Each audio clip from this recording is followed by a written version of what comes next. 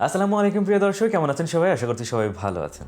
আজকের ভিডিও খুবই ইন্টারেস্টিং হতে চলেছে, কারণ আজকে আমি আপনাদের দেখাবো 2490 টাকায় অ্যাপেল ওয়াচ আলট্রা। কি অবাক লাগছে? এটা হচ্ছে অ্যাপেল ওয়াচ আলট্রার লেটেস্ট ক্লোন বা মাস্টার কপি বলতে পারেন। এটার মডেল নাম্বার হচ্ছে মাইক্রোওয়্যার W68 আলট্রা। অ্যাপেল ওয়াচ আলট্রার সাথে মিল রেখে এর নামের পেছনে লাগানো হয়েছে আলট্রা। এটা দেখে বোঝার উপায় নেই এটা একটা মাস্টার কপি বা ক্লোন। সো আজ কথা হবে মাইক্রোওয়্যার W68 আলট্রা স্মার্ট ওয়াচ নিয়ে। চলুন এর বিল্ড কোয়ালিটি কেমন সেটি দেখে নেই। এর ওয়েট 60 গ্রাম, আর এর চারপাশে যে চকচকে অংশটি দেখতে পাচ্ছেন এটা হচ্ছে অ্যালয় ভ্যাকুয়াম প্লেটিং। এতে থাকছে 1.86 ইঞ্চি আইপিএস স্ক্রিন, 240x283 রেজলিউশন পেয়ে যাচ্ছেন। ব্যাটারি হিসেবে থাকছে 420 mAh এর লিথিয়াম আয়ন পলিমার ব্যাটারি। এটার ব্যাটারি ব্যাকআপ 2 থেকে 5 দিন। 2 থেকে 5 দিন বললাম এই কারণে এটা ইউজের উপর ভ্যারি করে। আর এটার স্ট্যান্ড বাই টাইম আমি পেয়েছি 8 থেকে 10 দিনের মতো। ওয়াচটা যে একদমই বেজেললেস এটা আমি বলবো না, আরো ন্যারো করা যেত। এক্সট্রা দুটো বাটনে দিয়ে দিয়েছে তারা, যা শুধু স্ক্রিন অন অফ এর কাজ করে। আবার দেখলাম ক্রাউন হুইলে একই সাথে মেনু বার এবং হোম বাটন আবার স্ক্রলিং এর কাজ করছে। কেন রে ভাই, এই দুটো সুইচ কি দোষ করলো? এটার একটা দিয়ে স্ক্রিন অন অফ আর একটা মেনু বাটন দিলে কি প্রবলেম হতো? এটা ক্রাউন হুইল হোক না ক্রাউন হুইল, এটা দিয়ে নড়াচড়া করানো যায়, সেটা ঠিক আছে।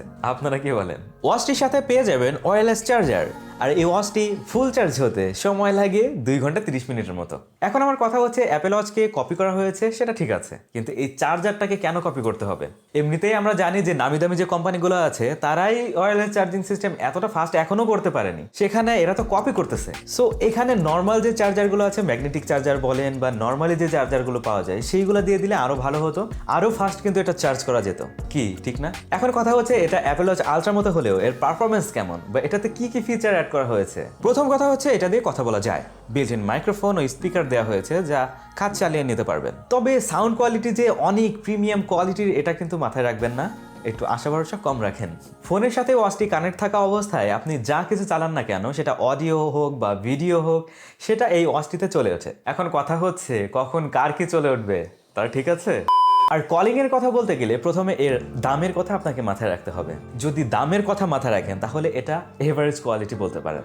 আহামরি ভালো নয়, তবে কাজ চলে যাবে। ফোনের সাথে ওয়াচ কানেক্ট থাকা অবস্থায় সিমের কল রিসিভ করতে পারবেন, কথা বলতে পারবেন, ওয়াচ দিয়ে ডায়াল করতে পারবেন। তবে হোয়াটসঅ্যাপের কল অথবা মেসেঞ্জারের কল কিন্তু এটা দিয়ে রিসিভ করতে পারবেন না বা কথা বলতে পারবেন না। তবে নোটিফিকেশন পাবেন, সেটা হোক হোয়াটসঅ্যাপ বা মেসেঞ্জার অথবা সিমের। আর এই সব কিছু আপনার ফোনের অ্যাপস থেকে কন্ট্রোল করতে হবে।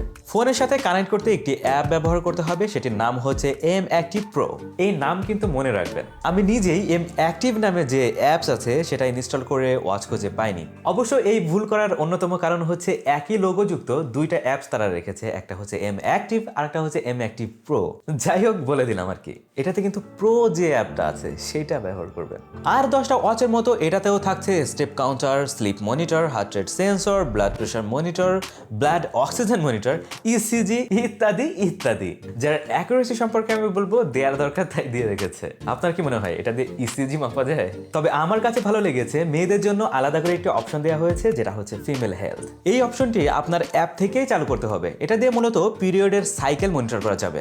Good job Microwear. ওয়াচটিতে বিল্ড ইন 10+ ওয়াচ ফেস রয়েছে, আর এর অ্যাপসে প্রচুর পরিমাণে ওয়াচ ফেস পেয়ে যাবেন।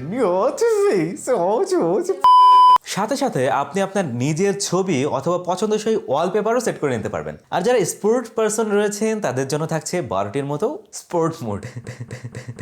এছাড়া ওয়াচটির টাচ সেন্সিটিভিটি বেশ সন্তোষজনক পেয়েছি। সবকিছু বেশ ভালোভাবেই কাজ করছিল।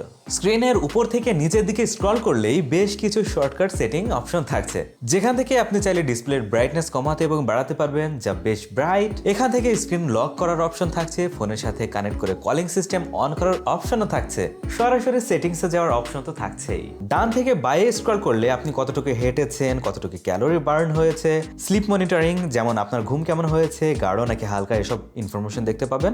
সাথে সাথে হার্ট রেট সেন্সর এখানে মনিটর করতে পারবেন। এবং আপনার যদি আর কিছু টেস্ট করা লাগে সেক্ষেত্রে এখানে প্লাস আইকন আছে, এই প্লাস আইকন দিয়ে আপনি এই অপশনগুলি অ্যাড করতে পারবেন।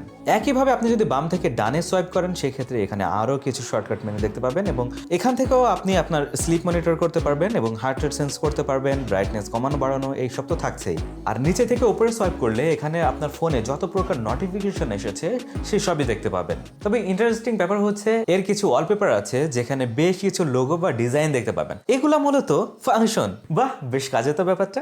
তাছাড়াও আরো অনেক ফাংশন আছে যা আপনাদের ডিসকভার করতে অনেক সময় পার হয়ে যাবে। দুইটা কালার ভেরিয়েন্ট পেয়ে যাবেন, একটা অরেঞ্জ আর একটি গ্রে। সো বুঝতেই পারছেন এটা হচ্ছে কি, বলবো না, টিডিং টিডিং।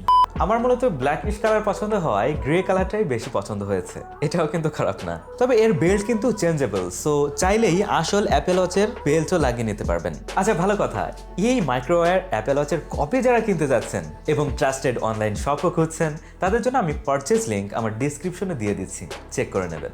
আর এই ভিডিও যারা দেখছেন তারা একটু চেক করে দেখুন তো নিচে যে সাবস্ক্রাইব বাটন আছে সেটা সাবস্ক্রাইব করা আছে কিনা, না থাকলে কি করতে হবে করে নিন।